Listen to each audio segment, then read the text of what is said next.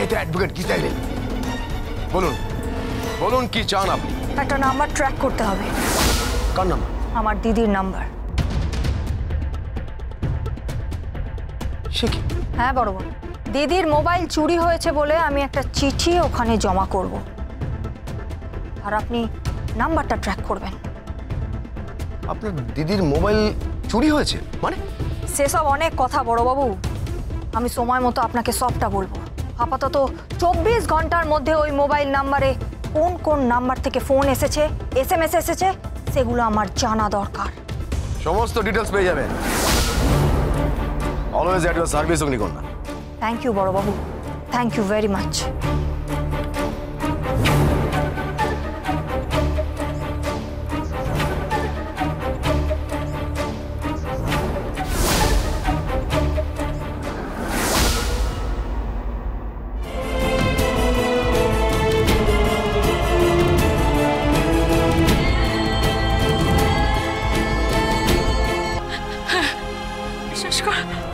আমি মানছি, আমি যা করেছি লোভে পড়ে করেছি, একটু ভালোভাবে থাকার জন্য আমি করেছি, কিন্তু আমি সত্যি আমি সাত্বিককে ভালোবাসি। আমি সাত্বিককে ভালোবাসি গীতা, আমি সত্যি সাত্বিককে ভালোবাসি।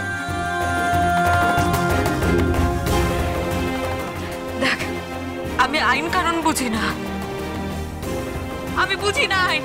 তুই শুধু আমার সাত্বিককে আমার কাছে ফিরিয়ে দে, ব্যাস। আমি যা অন্যায় করেছি শুধুমাত্র সাত্বিকের জন্য।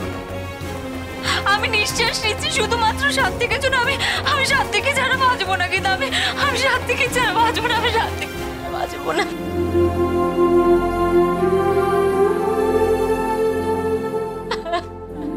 কাঁদিস না দিদি, সব ঠিক হয়ে যাবে, আমি বোঝাবো। কেউ বুঝবে না।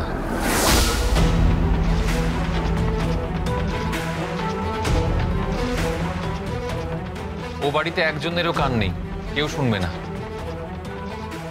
কথাটা মস্তিষ্কে পৌঁছলেও হৃদয় অবধি পৌঁছবে না।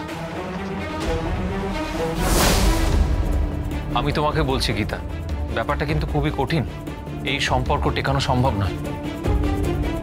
কিছু কিছু সম্পর্ক থাকে, যত সময় যায় সেটা পচে যায়, সেই সম্পর্ককে কেটে ফেলে দিতে হয়।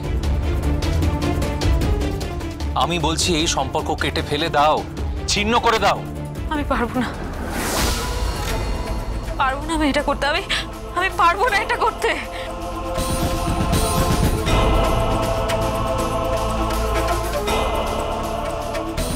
গীতা LLB, সোম থেকে রবি প্রতিদিন সন্ধ্যে 6:30 স্টার জলসায়।